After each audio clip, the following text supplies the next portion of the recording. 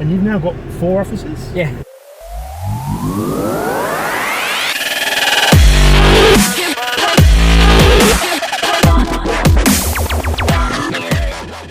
When did you start Hayes Winkle?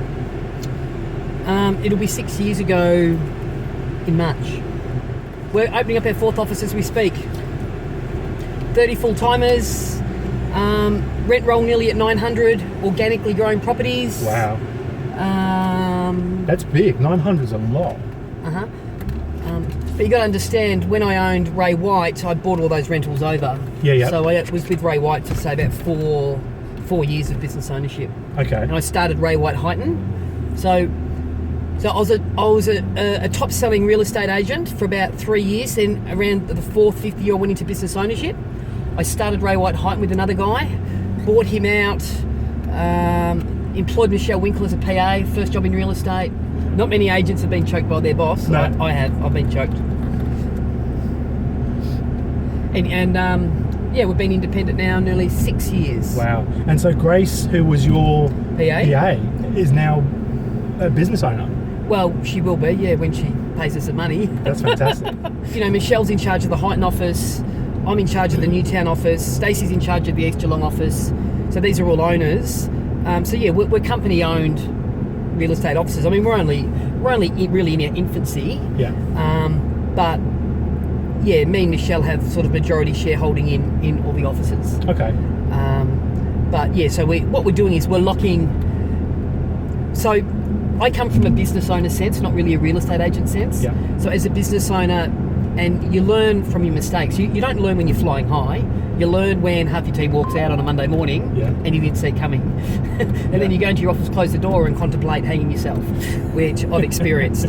So what I've learned through experience is can't make it all about Danny Hayes or Michelle Winkle. You've actually got to make it about, it's actually before that, Carl, you've got to ask yourself, what do you want? Yeah.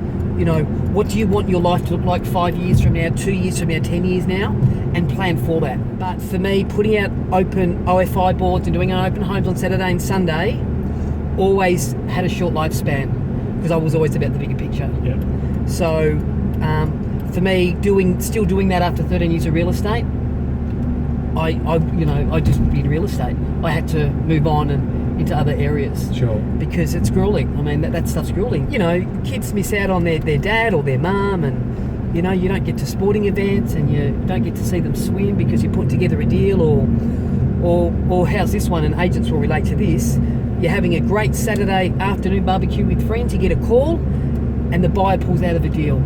It wrecks your whole weekend, and then you and then your wife, and you're not as in tune with your kids. Yeah, you're not present then because you're not present, and then you think, I better go in the office and try and save the deal because it's worth $5,000 to me, and and that, I mean, that's real estate. That's the nitty gritty of real estate. That right there, and that's what we get paid for actually, to manage that chaos. But the family suffer. So in terms of like being a business owner, because I think a lot of real estate agents just think, I don't want to pay my 50% anymore to the principal. I'm just going to go and set up on my own. Do you think it's something that's ingrained in everyone, or do you think that there's certain characteristics that you need to be the difference between a real estate agent and a business owner? Business ownership's not for everyone, and because with business ownership, I mean, all I do all day long, if I'm honest, is put out little spot fires. Yeah. As a sales agent, all you really should care about really is listing and selling, and maybe running an EBU, and you can make a lot of money. But this myth that you're an agent and going to go out and open an office because you want to earn, 100% because you're sick of giving your boss 50%, well, here's the reality.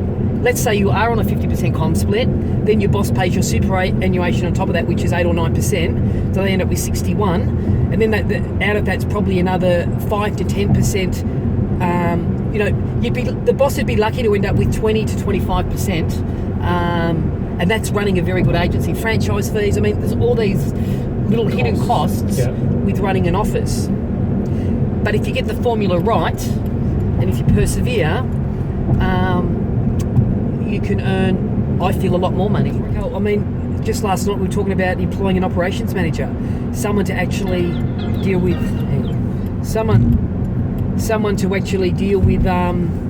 all the internet issues in our social media strategy and all our HR, because the business is becoming so big now with 4 offices. I'm getting bogged down with HR. So we're looking at 2-3 days a week employing an operations manager now, just to manage, to take that all away from me and away from my financial controller. And I'll say this, and here's the gold in this: if you want to grow, you've got to let go. You've got to let go of control. You've got to let go, and you've got to outsource things, and you've got to, the best leaders, they're always delegating. Yeah. Watch them like a hawk, but I'm always delegating out, because I can only take so much before I start going nuts. You know what I'm saying? And anyone that's worked with me or for me, and there's been plenty that have come and gone, like a lot of businesses, you can call me a lot of things, but people would say that I'm honest and I play with a fair bat. And I think that's instrumental if you want to grow a business. Is you can't rip people off. You can't do underhanded deals. You've got to be really transparent with your staff, because they'll see through it and they won't stay. Yeah. And obviously the only way you can grow a business is through good staff. Of course, it's the key. Yeah. So I want to ask you a question about, you obviously run the YouTube show $1 Million Bogan. It's going viral, It's going massive. You may laugh at it now, but I'm telling you this, 5 years from now, you're going to say, you know what? I used to know that Danny Hayes before he was flying around the world on his private Learjet. And so $1 Million Bogan, obviously there's always a lot of talk in the industry about this $1 million figure, being a $1 million agent, and what it actually means. For those not in the industry, when they talk about $1 million, they're talking about the amount of commission that the agent writes in a year. Yep. So tell me your thoughts on what it means to be $1 million agent, and why anyone should really give it. It's an interesting topic, because so I've never written $1 million in fees, okay? And I know Michelle Winkle has, but it's a really interesting topic, because it all depends on your demographic. So I think this expectation was, and I've spread it on forums, I want someone to speak that writes $2 million a year or 1.5, and it keeps going up and up and up. I think it's totally out of context. Yeah. And it's a bit of a myth, and it's setting the majority of the industry up to make you feel like you're not a very good agent. So if you're in Geelong, if you write $400,000 or $500,000, you're a gun. Yeah. You're a gun. The average commission's $8,500. That's just the facts. Sure. Average sale price is $420,000. If you can get 2% plus GST, you're doing well. I mean, that's my marketplace. Yeah. My business turns over, I don't know what it is, 3.5 to 4 million in gross fees, something like that. I know that if my business was in inner city Melbourne or inner city Sydney, it would be writing a lot more. Yeah.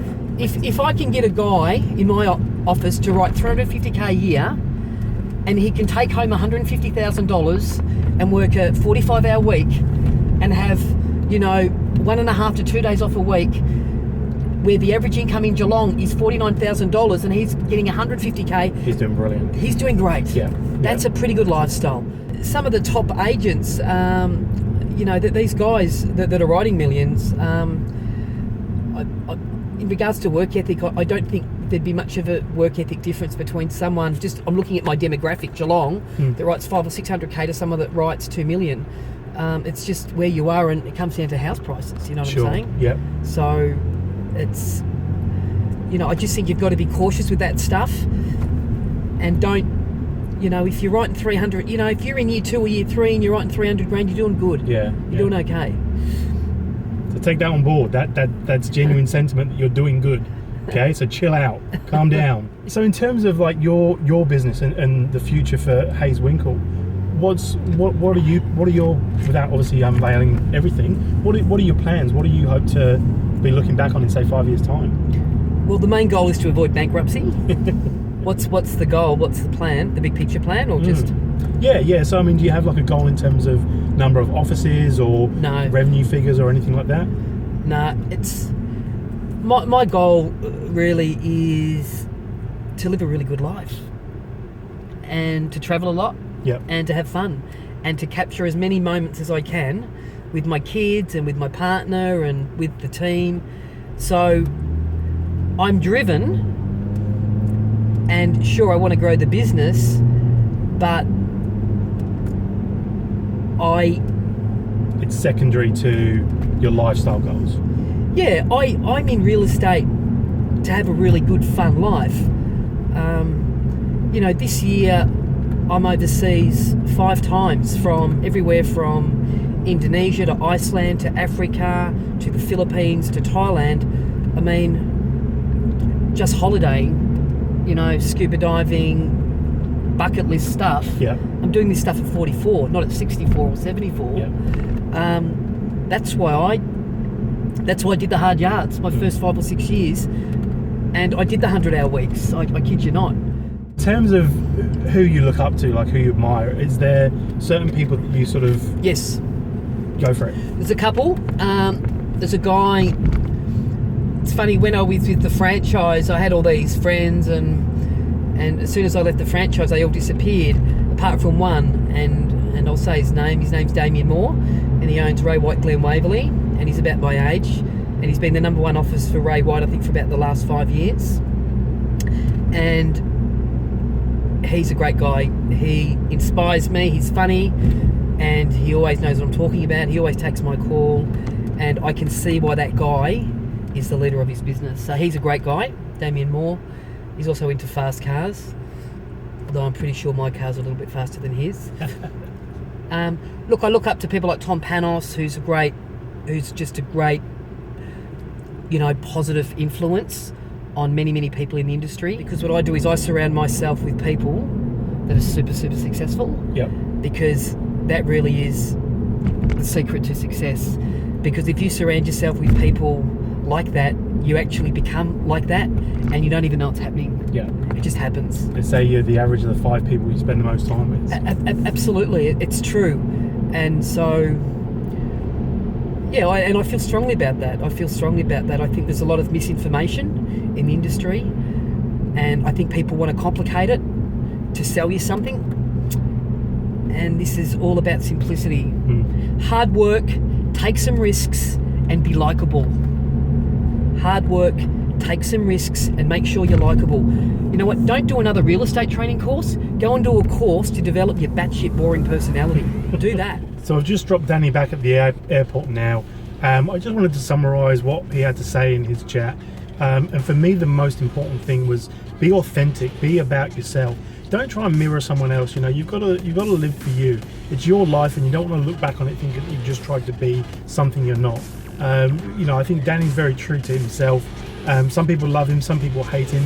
Everyone's going to have haters. If you're going to be who you want to be, not everyone's going to agree with that, but you've got to be okay with that. You've got to be willing to say, this is what I want to do, and this is who I am. And I think Danny's chat, whilst there was some specific business stuff in there, and some real estate tips as well, the key takeaway for me was, just own being yourself.